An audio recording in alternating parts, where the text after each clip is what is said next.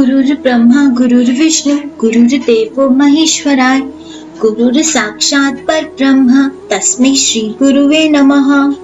हरि ओम नमो भगवते वासुदेवाय। हरि ओम नमो भगवते वासुदेवाय। हरि ओम नमो भगवते वासुदेवाय। बंधुओं, एक बहुत ही उच्च कोटि के संत हुए हैं श्री पीपा जी। उनका चरित्र श्रवण करेंगे। श्री पीपा जी एक राजा थे और देवी माँ के अनन्य भक्त थे। इनकी भक्ति से प्रसन्न होकर जब देवी प्रकट हुई तो इन्होंने देवी से कैवल्य मुक्ति मांगी। कैवल्य मोक्ष का अर्थ है कि जीते जी जीवन मुक्त हो जाना। दो शब्द हैं, एक है कामना पूर्ण और दूसरा है पूर्ण काम। एक होते हैं जिनके जीवन की सभी कामनाएं पूर्ण होती हैं और एक होते हैं जिनके जीवन में कोई कामना ही नहीं रह जाती। वो लोग होते हैं जीवन मुक्त, पूर्ण काम। देवी ने प्रकट होकर कहा कि यदि तुम्हें कोई कामना पूर्ण करनी हो तो कोई भी कामना पूर्ण कर सकती हूँ। ऐसी ऐसी कामनाएं जो तुम सोच भी नहीं सकते। लेकिन यदि पूर्ण काम होना है तो तुम्हें अपने गुरु की शरण लेकर श्री भगवान की भक्ति करनी चाहिए। कैवल्य मुक्ति को देने वाले एक वही हैं। बंधुओं, इससे पहले भी श्री वाल्मीकि जी के चरित्र में ये कहा गया है कि भगवान उनकी सामर्थ्य बनाता है। श्री तुलसी जी का शील भंग कर भगवान ने उनका उद्धार भी किया। ये सांवरे का सामर्थ्य था। ऐसे ही इंद्र और चंद्र ने भी किया, लेकिन वो कुकर्म माना गया। ऐसे ही देवी देवता में इतना सामर्थ्य है कि वो हमारी हर इच्छा पूर्ण कर सके। इसीलिए तो हम सब उनसे धन दौलत, अच्छा घर परिवार, सुख शांति आदि मांगते हैं। लेकिन पूर्ण काम यानी इन सब कामनाओं से छुटकारा तो सांवरे की भक्ति ही दिला सकती है। जब श्री पीपा जी ने यह सुना तो उन्होंने सोचा कि ऐसी देवी की भक्ति का क्या लाभ जो मुझे मोक्ष ही नहीं दे सकती। मेरी अच्छी बुरी सांसारिक कामनाएं पूरी करके फिर संसार के ही रिश्ते नातों में उलझाए, जीवन की उलझनों में डाले, फिर कामनाओं का दास बना दे। तब उन्होंने आचार्य श्री रामानंद जी की शरण ग्रहण की और गुरु कृपा के प्रभाव से विरक्ति को प्राप्त किया और भक्ति की अंतिम सीमा तक पहुंचे। पीपा जी ने जब रात छोड़कर गुरु जी के साथ चलने की तैयारी की तो 20 रानियों में से सबसे छोटी रानी, जिनका नाम सीता सहचरी था, बहुत समझाने पर भी नहीं मानी और साथ रहने की जिद ठाने रही। तो उनकी कठिन परीक्षाएं ली गईं, जिनमें वो सफल हुई तो गुरु जी की आज्ञा से पीपा जी ने उन्हें अपने साथ ले लिया। बंधुओं, यहाँ एक बात जानने योग्य है कि पीपा जी को गुरु और पत्नी दोनों मुक्त मिले। अर्थात जब सीता सहचरी जी का संसारी सुख साधनों और कामनाओं के प्रति आसक्ति की परीक्षा ली गई तो वो उसमें सफल हुई और उनके गुरु तो एक सिद्ध पूर्ण काम संत थे ही।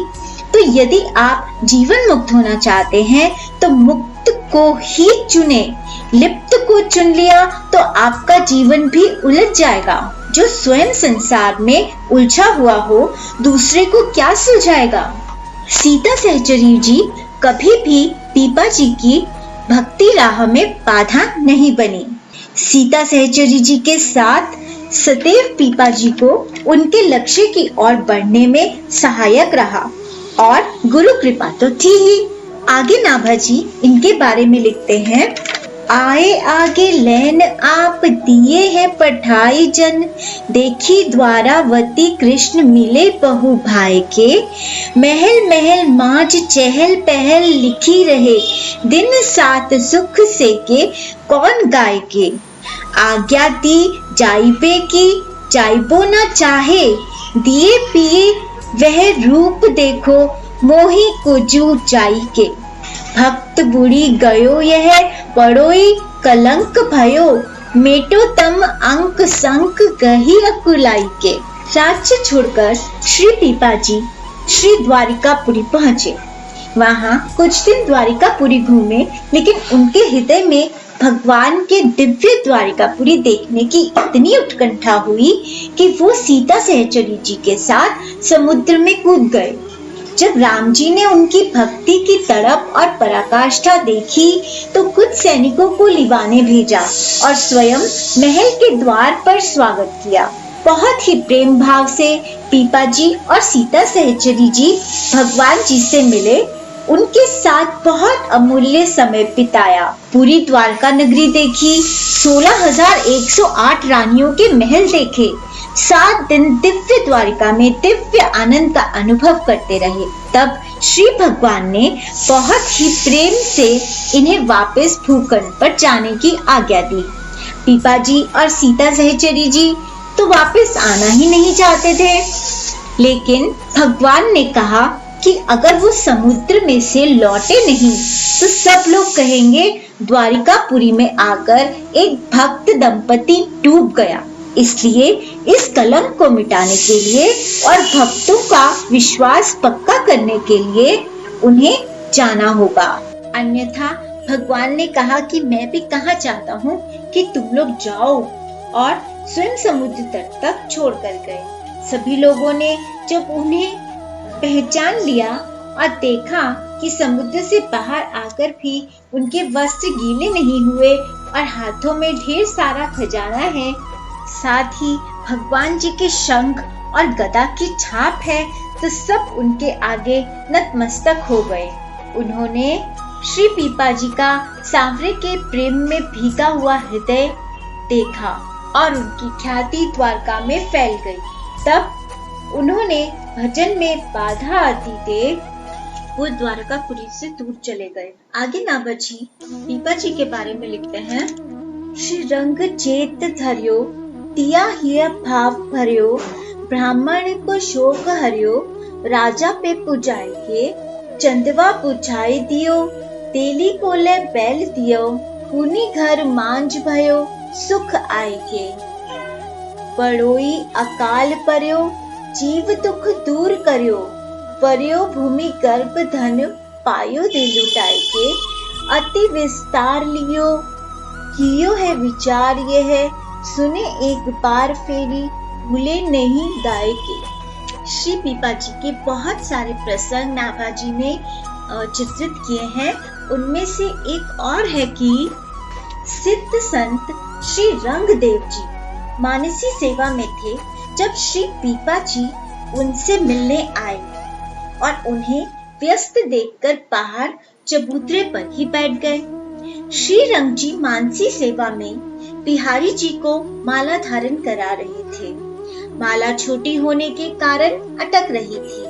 तब बाहर से ही श्री पीपा जी ने कहा कि संत जी माला की कुंडी खोलकर पहना दीजिए। श्री रंग जी यह सुनकर बहुत हैरान हुए कि ये ऐसा कौन सा संत है जो कि मेरे गुप्त मानसी सेवा को भी देख सकता है। परिचय जानने के बाद श्री रंग जी पीपा जी के चरणों में गिर गए, क्योंकि बहुत समय से श्री रंग जी भी पीपा जी से मिलना चाहते थे और उन्हीं के आग्रह पर पीपा जी उनसे मिलने के लिए पधारे थे। नाभाजी ने और भी बहुत सारे इनके जीवन के प्रसंग उल्लेख किए हैं, लेकिन ऊपर के 2 विलक्षण प्रसंग कहने की ही मेरी इच्छा हुई, क्योंकि एक में भक्त और भगवान का मिलन है और दूसरे में दोनों संतों का मिलन।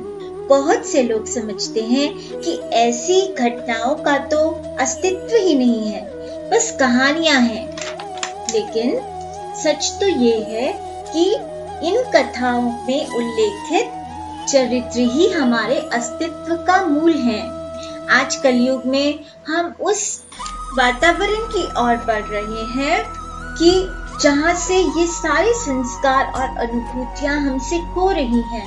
कोई अपने मूल अस्तित्व को खोकर कैसे बनावटी अस्तित्व में रह सकता है। इसलिए इन कथाओं से, इन मूलों से अपनी आने वाली पीढ़ी को जोड़ें, संत से परिचय कराएं, ताकि हम अस्तित्व में रह सकें, वो अस्तित्व में रह सकें। आज के लिए इतना ही। फिर एक प्यारे से चरित्र के साथ मिलेंगे। तब तक आप मेरे चैनल को सब्सक्राइब कीजिए, उसे शेयर भी कीजिए, अपने और जानने वालों तक इन प्यारे प्यारे चरित्रों को पहुंचाइए। श्रीमद् भागवत जी कथा सुनिए और नाम जाप करते रहिए। हरि ओम नमो भगवते वासुदेवाय। हरि ओम नमो भगवते वासुदेवाय। हरि ओम नमो भगवते वासुदेवाय। जय बिहारी जी की। कृपया मनन रसामृत को सब्सक्राइब करना और शेयर करना ना भूलें। शुक्रिया।